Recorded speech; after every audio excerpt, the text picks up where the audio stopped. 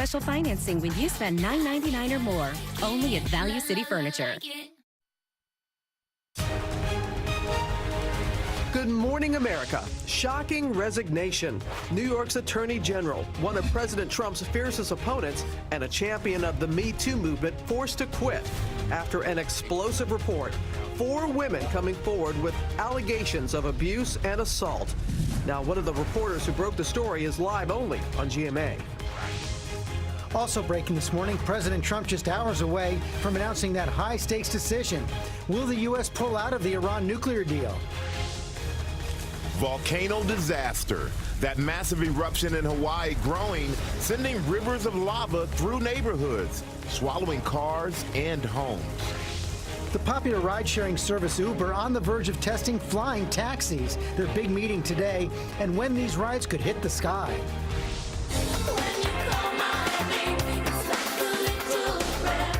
And heaven sent. The biggest stars in the world bring a divine inspiration to the red carpet.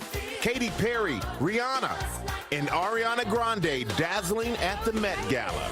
And what you didn't see behind the scenes, as Tiffany Haddish says, "Good morning, America, from the Met Ball. Like y'all better."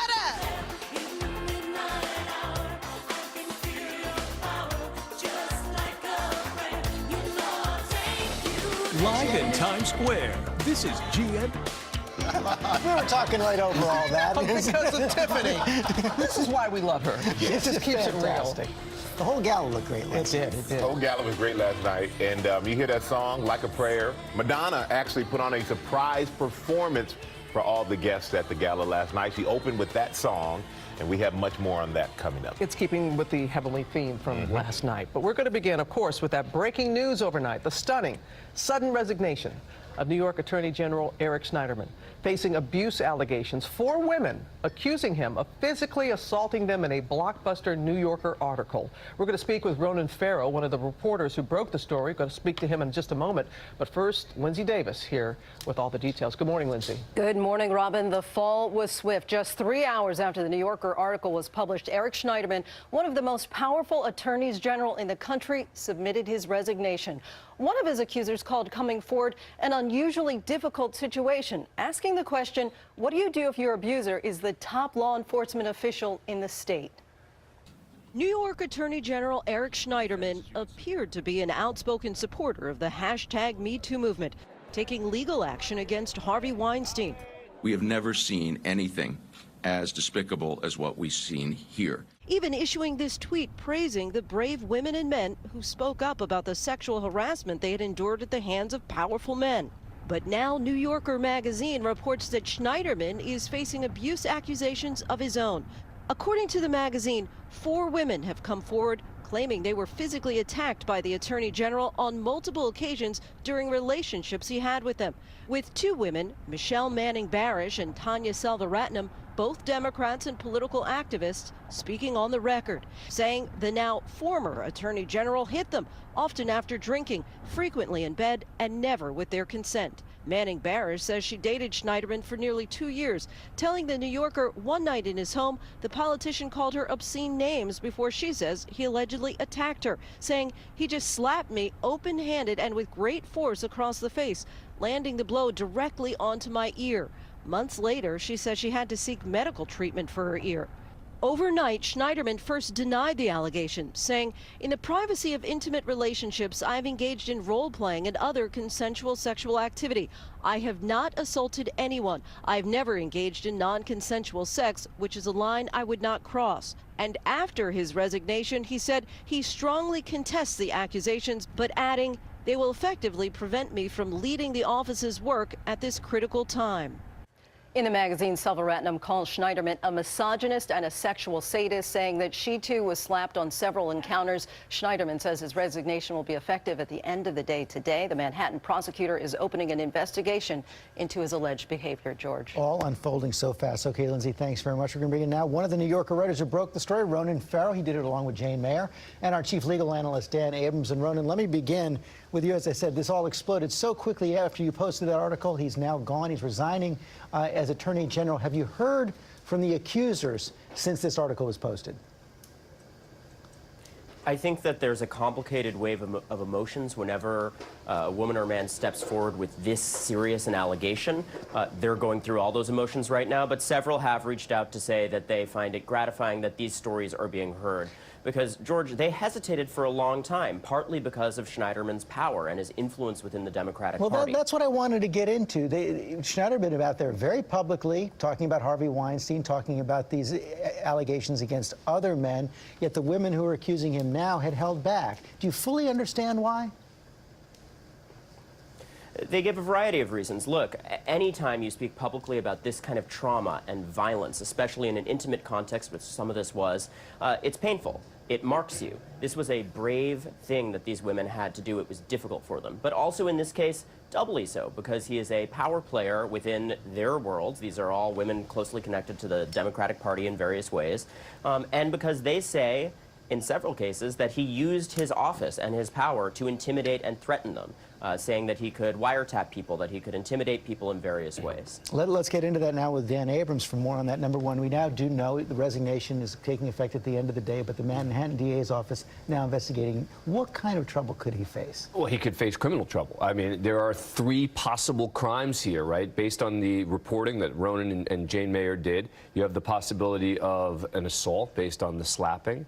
You've got the choking is a possibility as a separate crime, and the threats. Also a possible harassment crime. So you've got all within the statute of limitations at this point? Well, if for a misdemeanor, it would be within 2 years. For a felony, it would be within 5 years. Most people believe that based on the facts as laid out here, this would likely be a high-level misdemeanor, which would mean that it would have to be done within 2 years. But I think that most of the allegations that Ronan lays out occurred within the 2-year time frame, but it means they'd have to move quickly.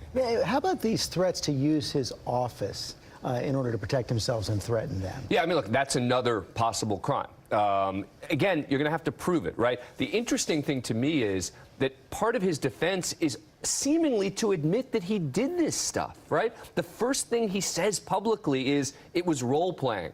Well, by saying it was role-playing, you are in effect conceding I did what they are saying, but it was consensual.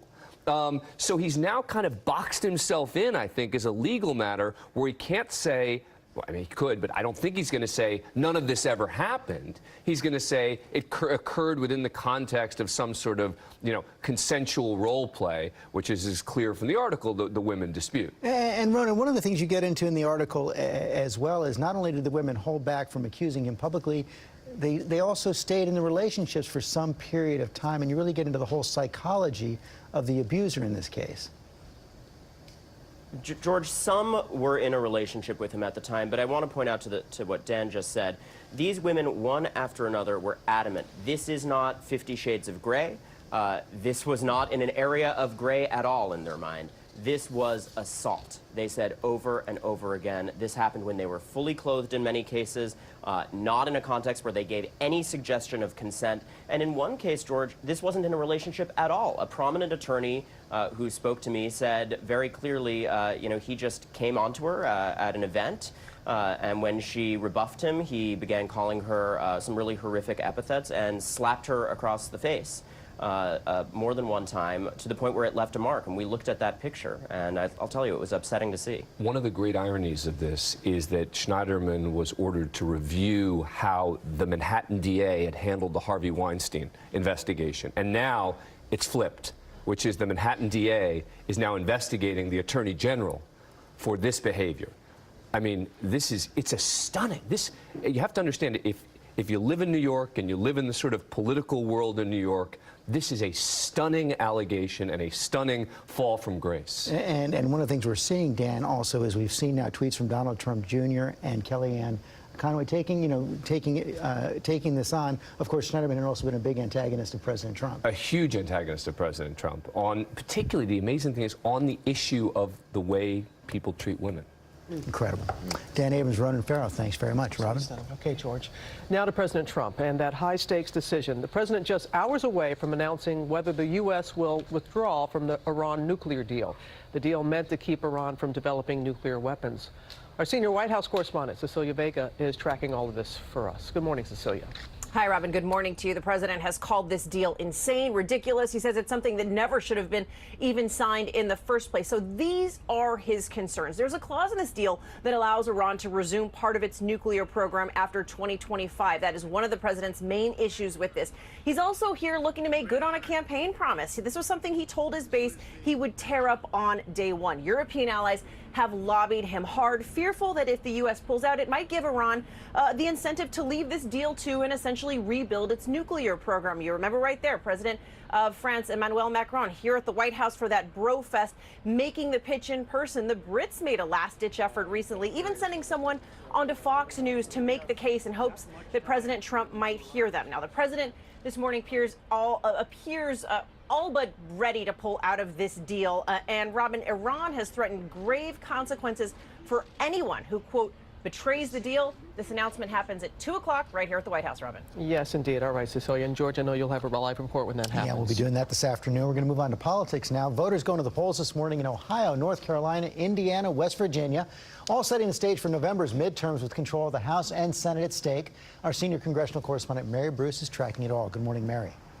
Good morning, George. Well, all eyes right now are on West Virginia and the controversial former coal baron turned GOP Senate candidate Don Blankenship. Over the last 24 hours, we've seen something pretty remarkable. President Trump coming out and urging voters not to back Blankenship, a member of his own party. Republicans are afraid that if Blankenship wins the nomination today, he won't be able to stand up to the Democrat come November, and they'll lose the chance to turn this blue seat red.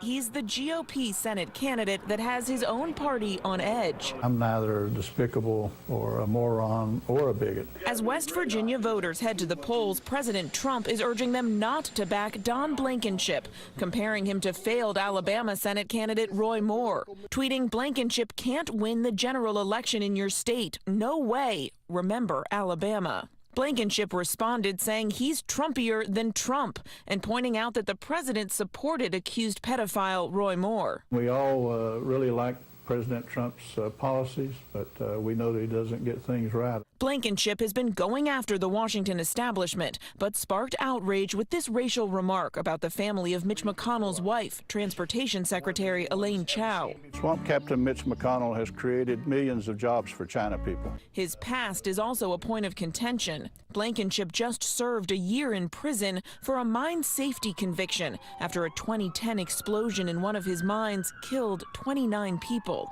But he recently told us he did nothing wrong and insists he's misunderstood. What do you want the people to know about you? I'm probably the most honest person that ever ran for office. Now, George, Blankenship has been embracing the president throughout this incredibly tight race, and now he claims that Trump is simply being misinformed by the Washington establishment and Republican leaders here on the Hill, who Blankenship says doesn't want him to win because he'll help promote the president's agenda. Yeah, and all this is so important for Republicans, Mary, because you've got in Ohio, you've got in Indiana, you've got in West Virginia, Democrats on defense here. If the Republicans can pick up one of these seats, it helps secure Senate control for them.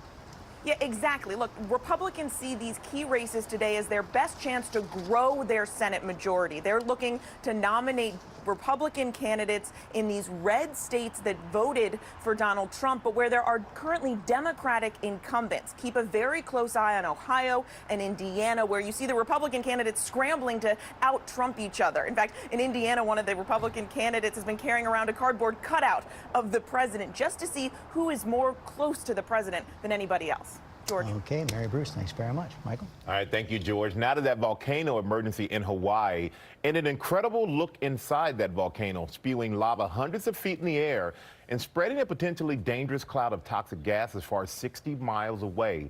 So far, at least 35 homes and other buildings have been destroyed. ABC's Kana Whitworth is on Hawaii's Big Island with the latest. Good morning, Kana. Michael, good morning. We have a total of 12 cracks in the earth, but authorities are saying volcanic activity has subsided a bit, at least for now. Still, the hazardous fumes continue, and this morning, a new problem as authorities try to figure out how to remove flammable material from a nearby geothermal plant. Panic on the island this morning as 2 new cracks in the earth open up. Wow! Spewing lava into a community already devastated by the wrath of the Kilauea volcano. Kilauea now violently erupting for 6 straight days, sending stress throughout the Paradise Island. When you look out here behind me, you can see those plumes of smoke. Each one of those is a separate crack in the earth that is spilling out lava over Leilani Estates. The neighborhood of Leilani Estates will never be the same. The nearly 2,000 people evacuated fearing the worst. And saying goodbye and just hoping for the best, but not knowing. Those who chose to stay, witnessing the destruction firsthand. The sheer destruction of this through your neighborhood, I mean, it'll never be the same. Never, ever, never. Saw 3 houses burn yesterday with my own eyes, burned right down to the ground. The lava now streaming through a line of fissures over 2 miles long, in places shooting up to 330 feet in the air. That's higher than the Statue of Liberty's torch. You can see the lava has destroyed that home right there, and it's also completely taken over this road. In some places, it is stacked some 20 feet high, and you can feel the heat radiating from it. The lava already reaching temperatures of nearly 2,000 degrees, so hot it can melt gold. Take a look at this time-lapse video of a Mustang bursting into flames as it's devoured by a wave of lava. And while the crisis continues, the community is coming together in the evacuation centers. When everything is gone, there's just no way of replacing everything all at once. And to get back the little bit we've had, we can at least keep living. So they have about 200 people in shelters right now, and local leaders are trying to get help from FEMA while also trying to create access to communities that have been cut off because of new cracks in major highways. Michael? All right, thank you so much, Kana. A tragic situation out there in Hawaii right now. And now to a big change that could be coming to the way you travel. Flying taxis, well, they may be hitting the skies sooner than you think. Scenes like these from the sci-fi movies are close to becoming a reality. Uber is meeting with transportation officials in Los Angeles today, trying to convince them to let them start testing within 2 years. ABC's TJ Holmes is here with the details. We've been promised this since we watched George Jetson make his commute, right, on Saturday mornings. This is now moving a huge step towards a reality, guys. Uber Air. Yes, you could call an Uber, and instead of pulling up to the curb, it would come down from the skies, yes, and have wings. You're seeing an idea of it there, but Uber is having a summit right now that includes the transportation secretary and other members of the administration, and they are making a push to allow them to start testing these within the next 2 years in cities like Dallas and Dubai. They say it would not cost it wouldn't be cost prohibitive. It would cost you about the same as a cab eventually. They also say this would cut down on commutes. This would cut down on congestion. It would cut down on pollution. This is becoming a reality. Costs the same as cabs? Eventually, down the road, it will. Not initially, but they say people wouldn't do it if you had to cost you so much to take it. So they had to bring that cost down. I mean, that would be the least of my concerns, to be honest with you. I'm just more comfortable on the ground. But safety is a big, there are so many regulations to get past to do this. How do you do air traffic control for low altitude? A lot to get past, but this is a huge step. Okay, now the Jetsons theme song is playing in my head. Dun, dun, dun, dun. Jane, his wife, got a ginger with flooding in the heartland. Yes, we've got to go to Missoula and Helena, Montana, where you can see these images coming out of there. At least 1,400 homes affected by some of the worst flooding in nearly 40 years. So there is more rain coming. We'll have more on that in a bit. But first, the Tuesday Trivia, brought to you by CarMax. You can now reserve a car online, and CarMax will hold it for you up to 7 days for free. You come in when it's convenient. I know this because I'm from 7 days in the future. Now, don't be frightened. 7 days in the future is a glorious place. After all, you had 2 good hair days in a row. Perfect. Right out of bed. And this car you reserved at CarMax.com is still being held for you for free. Pretty sweet. Or, as we like to say, from 7 days in the future, we still say pretty sweet. It's basically the same. Just a bit more sunshine than what we had yesterday. Look for another gorgeous spring day. Temperatures today will top out a little higher than average at 77 degrees, and then we're at 79, close to 80 degrees tomorrow. 2 really perfect days. On Thursday, you'll need the umbrella, just the small one. Some showers for your morning rush, better chance for the afternoon, maybe even a thunderstorm. 80 on Friday, we're looking dry. Mother's Day now going up to 90 degrees with the possibility of some late afternoon showers, but it's going to be hot. Coming up, First Lady Melania Trump takes on bullying with the president by her side as their marriage faces scrutiny. And the search for this man accused of dining and dashing, taking women out on dates, then disappearing, leaving them with a bill. More women now coming forward with their stories.